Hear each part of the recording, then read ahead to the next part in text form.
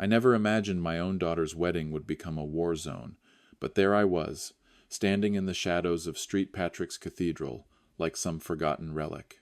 The Gothic spires pierced the Manhattan sky above Fifth Avenue, and inside, 300 guests whispered about the pathetic old man in the cheap suit.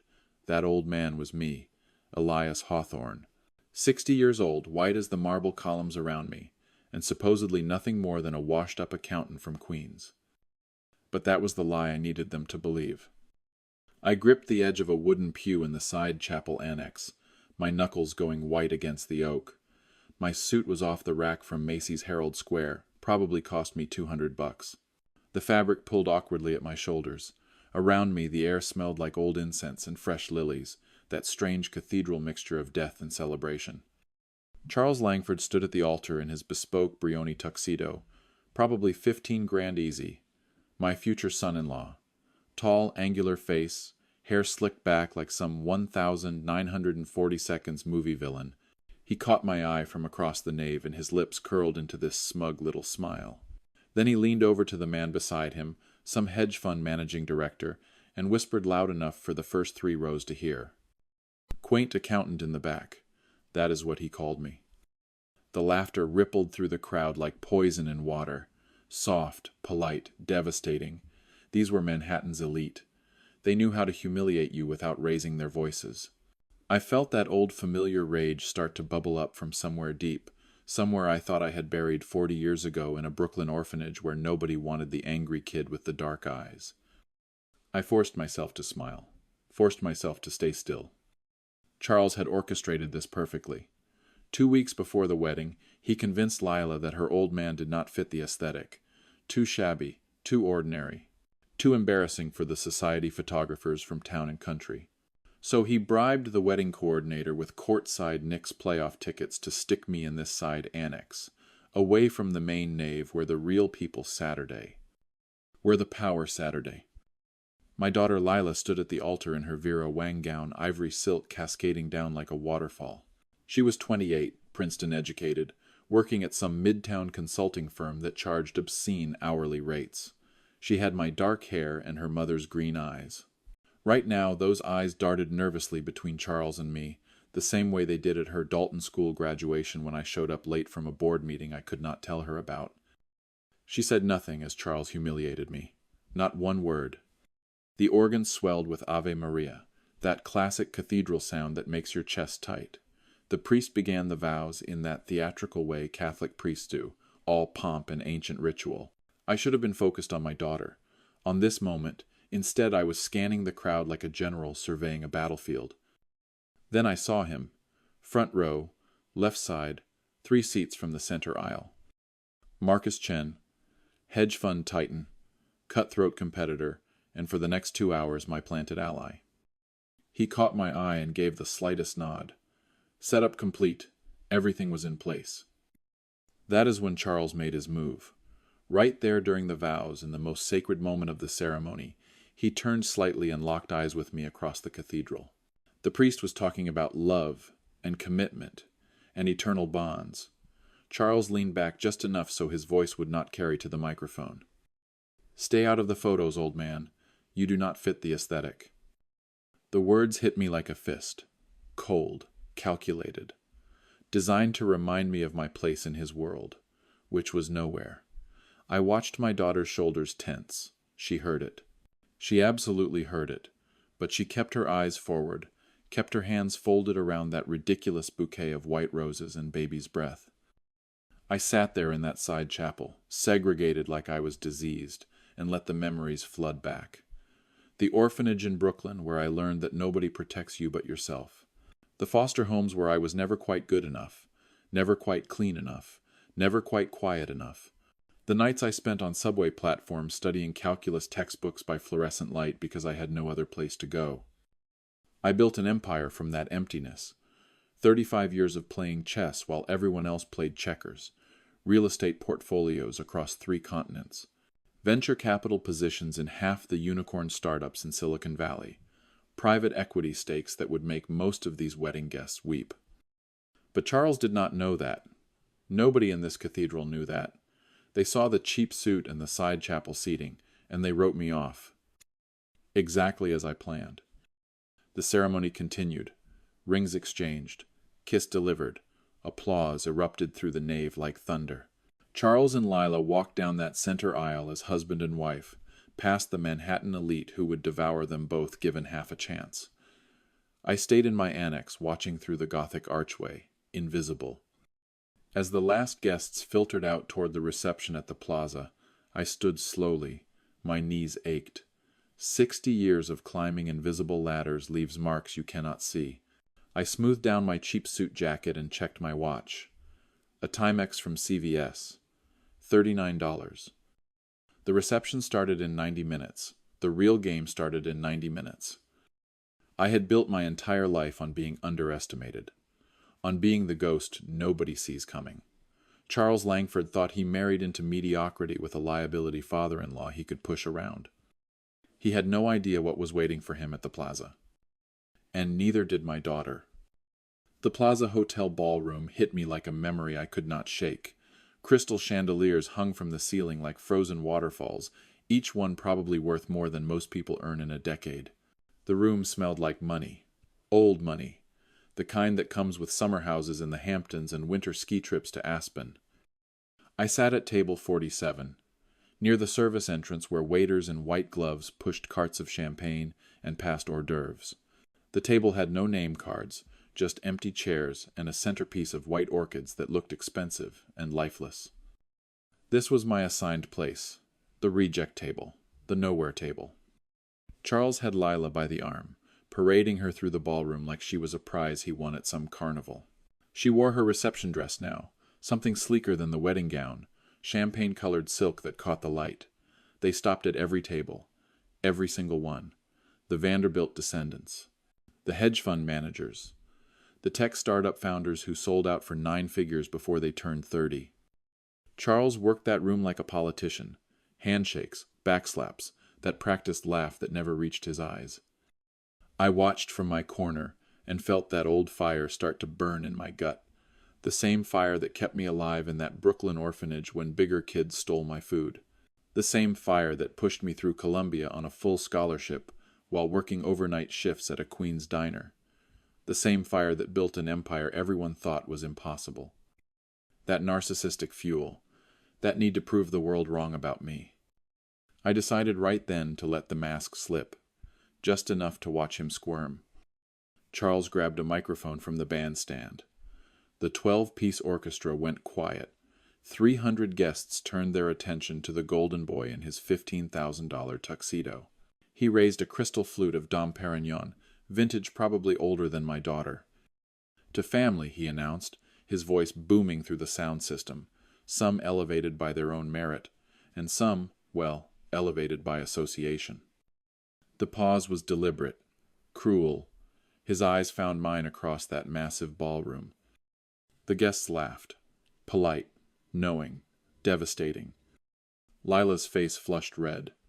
That Columbia Business School polish she wore like armor started cracking right there under the chandeliers.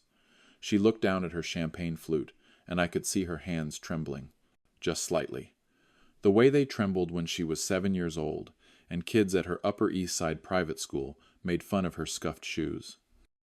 I felt the loneliness then, the weight of my secret billions sitting in offshore accounts and Manhattan real estate and venture capital funds that nobody in this room knew about.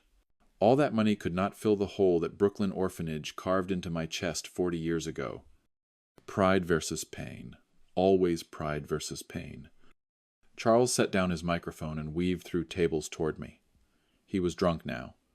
I could see it in the way he moved, that loose confidence of a man who thinks he owns the room. He reached my forgotten table and leaned down close enough that I could smell the champagne on his breath. "Fresh air for the working class," he said, loud enough for nearby tables to hear. "The Plaza fountain is right outside. Central Park South. Beautiful night for a walk." It was 20 degrees below zero. The blizzard that hit Manhattan earlier was still dumping snow on the streets. Through the floor-to-ceiling windows I could see the wind howling, turning Fifth Avenue into a white nightmare. He wanted me out. He wanted me humiliated one last time before I disappeared into the night. I started to stand. Started to play along.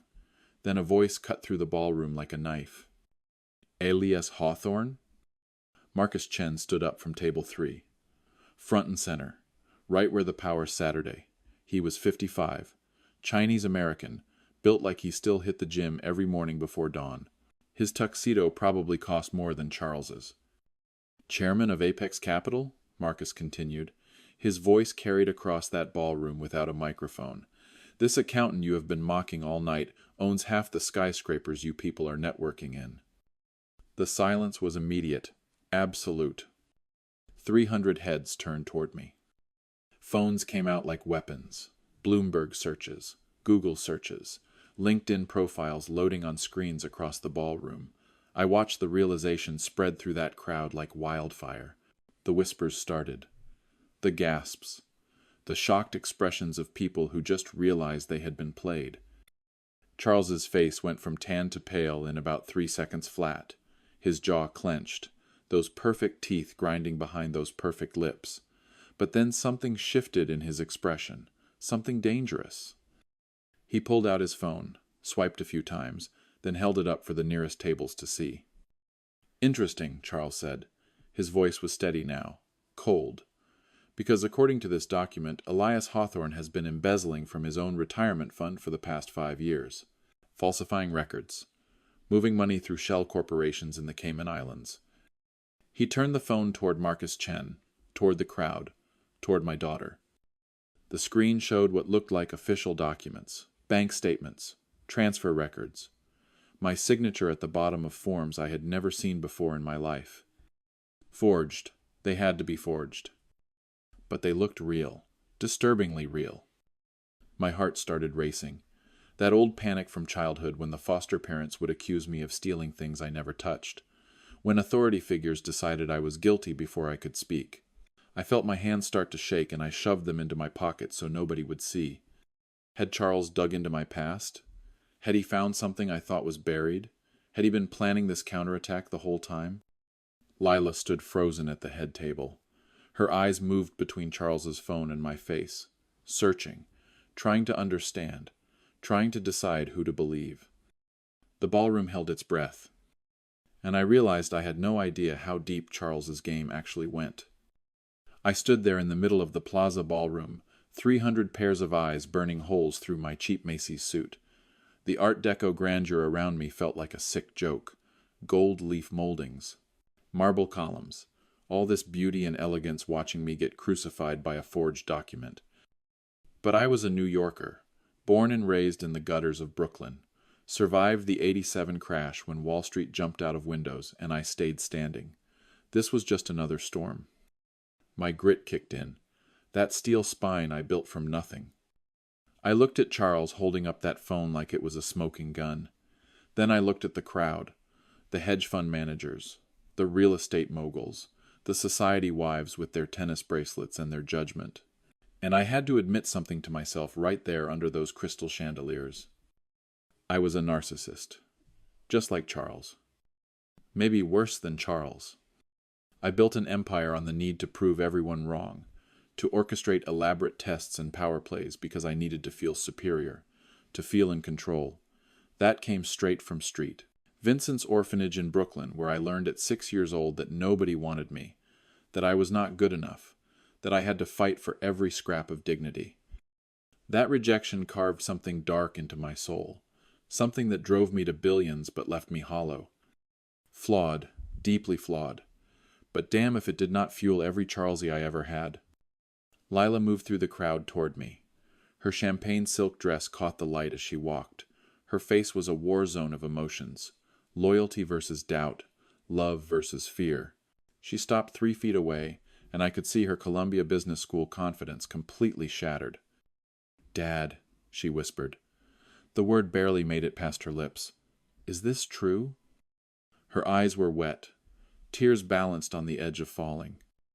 And just like that, I was transported back 23 years.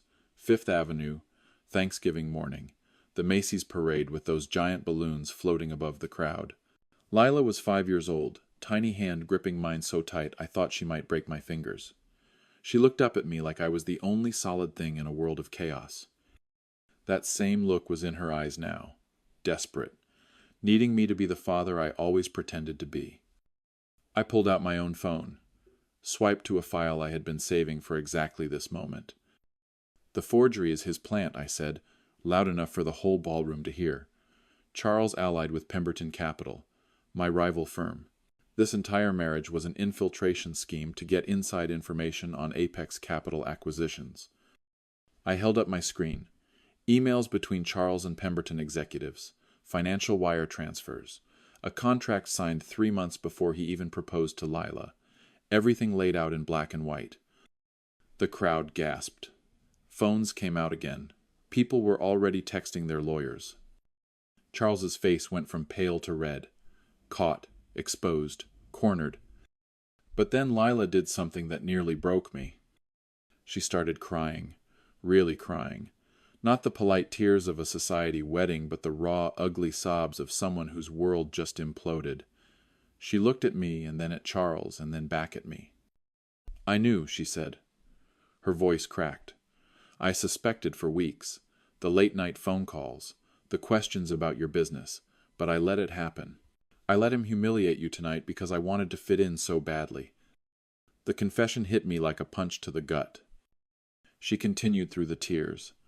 "I wanted the Upper East Side life, the society pages, the charity galas. I wanted to be someone important, someone elevated. And I thought if I just went along with it, if I just let you be the embarrassment he said you were, maybe I could finally be enough." Her insecurity was a mirror of my own. The orphan desperate for acceptance, the outsider clawing for validation. I had passed my damage down to her like a genetic disease. The ballroom was dead silent now. Even the waiters stopped moving. I forced a smile, tried to break the tension the only way I knew how. "In New York," I said, "even blizzards cannot freeze out a real player. The streets always belong to those willing to fight for them." A few nervous laughs rippled through the crowd, but Charles was not laughing. He stepped forward. His eyes were wild now, dangerous, the mask completely dropped. "You think you won?" he snarled. "I have dirt on half your board members. I have recordings of backroom deals that would make the SEC salivate. You expose me and I burn Apex Capital to the ground." Blackmail, his final card. But I had been playing this game since before he was born. I pulled up another file on my phone. Audio recordings, dozens of them, time-stamped, documented. "Trinity Church," I said. "Every Sunday for the past 6 months you attended morning service. New York is a one-party consent state for recordings. Which means every confession you made to your co-conspirators in those back pews is completely legal evidence." I hit play. Charles's voice filled the ballroom through the sound system I had Marcus Chen rig up 20 minutes ago. "The old man is a joke. Once I am in the family, I will have access to everything. Pemberton will pay me $20 million to tank the Harrison acquisition. $20 million, and Elias Hawthorne will never see it coming." The recording played on, detail after detail, crime after crime, conspiracy laid bare in his own words. Charles's face drained of all color. He looked around the ballroom for support and found nothing but disgust. These were Manhattan elite. They might be cutthroat, but they had rules. And Charles just broke every single one. Security moved in from the sides. 2 men in dark suits, Plaza Hotel professionals who knew how to handle a situation quietly.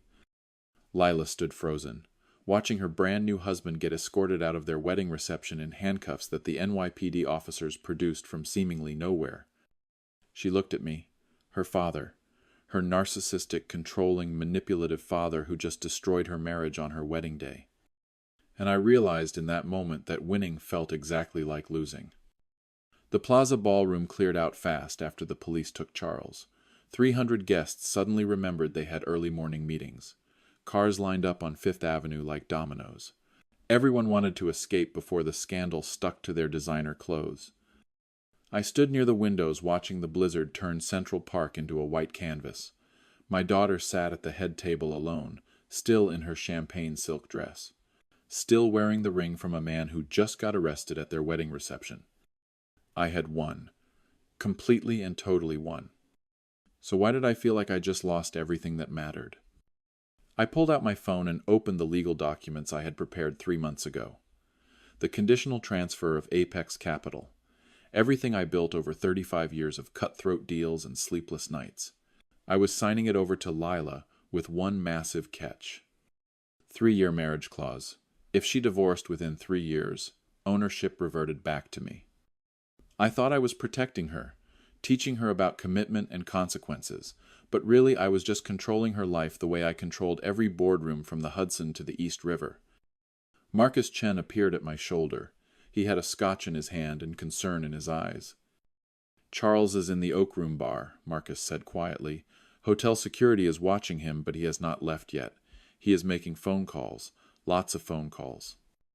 I nodded. Charles's narcissism was unraveling into pure desperation.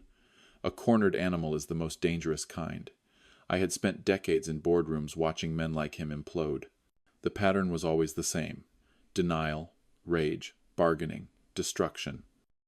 I felt that familiar high-stakes rush, that adrenaline that came from playing chess while everyone else played checkers. My strong leadership had been forged in glass towers overlooking the Hudson River, in mergers that made or broke billion-dollar companies, in negotiations where one wrong word meant financial annihilation. But underneath the rush was something else, something darker. Vulnerability. Was I pushing Lila away the same way my parents pushed me away? Abandoning her emotionally while claiming it was for her own good? The parallel was too obvious to ignore, too painful to face directly. My phone buzzed. A text from an unknown number, then another, then 3 more in rapid succession. The messages contained photos, screenshots, documents. Charles's parents. Old money Greenwich family who commuted to Manhattan via Grand Central every morning for 40 years. They had just released a public statement disowning their son, effective immediately. Trust funds frozen, family name revoked, the works. The Greenwich elite did not tolerate public humiliation. Charles had embarrassed them in front of Manhattan society. That was unforgivable. Then Lila's phone lit up. She looked at the screen and her face went even paler. She stood up fast enough to knock over her champagne flute. Crystal shattered on the marble floor. She walked over to me, holding her phone like it was radioactive. "He is bankrupt," she said. Her voice was hollow, empty. Charles invested everything in a Soho art gallery 2 years ago. Contemporary art, NFTs, crypto-backed installations. It all collapsed last quarter. He owes $7 million to creditors. The pieces clicked into place. Charles needed Apex Capital because he was drowning in debt. The marriage was never about love. It was a life raft. "We need to talk," I said. "Not here. Not in this place." 20 minutes later, we were in Central Park. The blizzard had stopped, but the wind still cut through the trees like knives. Holiday lights wrapped around bare branches, turning the darkness into something almost magical, almost hopeful. We walked toward Bethesda Fountain. The angel statue stood covered in snow, wings spread over the frozen water. This was where I used to bring Lila when she was young, when things were simpler, when I could still fix her problems with ice cream and carousel rides. She stopped at the fountain's edge, turned to face me, and everything she had been holding back came flooding out. "I was complicit," she said. The words tumbled out fast. Raw. "I knew Charles was using you, using me. I saw the signs, the questions about your business, the sudden interest in my family. But I went along with it because I was terrified." "Terrified of what?" I asked. "Of never being enough. Of never matching your legend. You are Elias Hawthorne. You built an empire from nothing. You conquered Wall Street. You are untouchable. And I am just your daughter riding your coattails." So when Charles came along with his old money credentials and his society connections, I thought maybe I could finally be someone on my own. Her confession hit me harder than any business loss ever could. I sat down on the fountain's frozen edge, looked up at my daughter standing there in her reception dress with a coat thrown over her shoulders, and I told her the truth, the real truth, not the legend. "I was 6 years old when St. Vincent's Orphanage in Brooklyn took me in," I said. "My mother dropped me off on a Tuesday morning and never came back. No explanation, no goodbye. Just gone. I spent 12 years in that place learning that nobody would protect me, that I had to fight for every scrap of dignity, every moment of respect. I built Apex Capital because I needed to prove I was worth something, that I mattered, that the world could not just throw me away, but somewhere along the line I became exactly like the people who abandoned me. Controlling, distant, using power to mask pain. Lila sat down beside me. Our breath made clouds in the frozen air. I tried for a smile, tried to lighten the weight. Charles thought he could play Monopoly with real estate, I said. I own the board. I own Park Place and Boardwalk and all the railroads. You do not bring amateur hour to a professional game. She laughed. A small, broken laugh, but real. My phone buzzed again. Marcus Chen. Another text with more documents. Leaked emails between Charles and Pemberton Capital. The entire conspiracy laid out in detail. Dates, dollar amounts. Acquisition targets. Everything we needed to bury him legally and financially. The legal trap had sprung perfectly. But standing there with my daughter under the Bethesda fountain angel, I realized the trap had caught me too. The divorce papers hit Charles's lawyer 72 days after the wedding. Under 3 months, New York state law made it clean. Marriage annulled, fraud established, done. Apex Capital reverted to me automatically. The 3-year clause I built into the transfer worked exactly as designed. Every share, every asset, every subsidiary company from Battery Park to the Bronx. All mine again. But I did not want it anymore. I called Lila 3 weeks after the legal dust settled.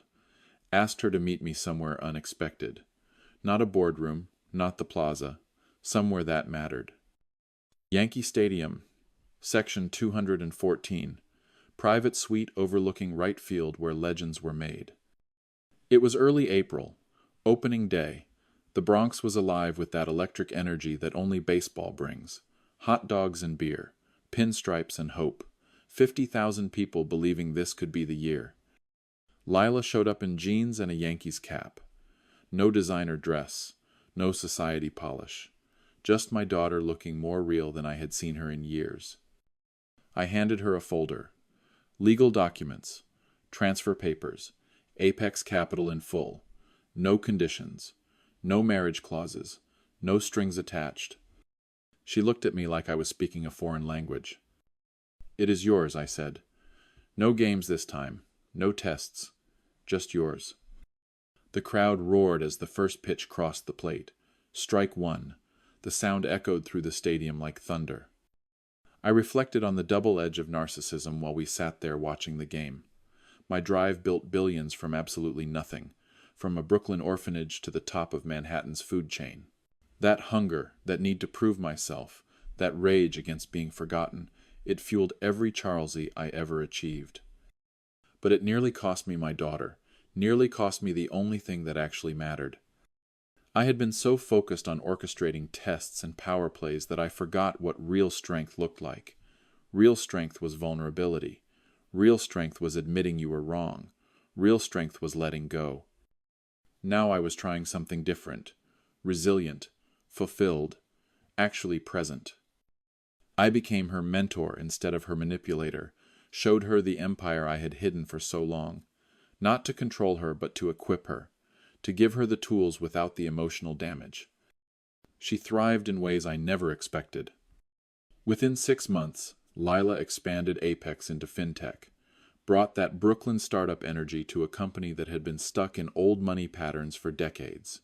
She hired young programmers from Queens, designers from the Lower East Side, kids who grew up hungry the way I did, kids who had something to prove. The board fought her at first, old white men in corner offices who thought tradition meant more than innovation. She fired half of them in one morning, replaced them with people who understood the future. I watched from the sidelines and felt something I had not felt in 40 years. Pride without narcissism, joy without control, peace without Charlesy. But Charles's story went a different direction. I saw him 8 months after the wedding, Midtown, corner of 42nd and Madison. Morning rush hour, with briefcases and coffee cups flowing past like a river. He was working a coffee cart, stainless steel, faded umbrella, handwritten menu board with misspelled items. Bankrupt. Completely and totally bankrupt. The Pemberton Capital deal fell through when the conspiracy went public. His parents cut him off permanently. His creditors seized everything. The Soho Gallery. The Tribeca apartment. The vintage Porsche. He loved more than people. He saw me walking past. Our eyes met for half a second. I saw the recognition, the shame, the absolute destruction of a man who thought he could play in the big leagues. I did not stop, did not gloat, did not say a word. Revenge is empty when you finally get it. It tastes like ashes, like wasted years, like a hollowness that no amount of winning can fill.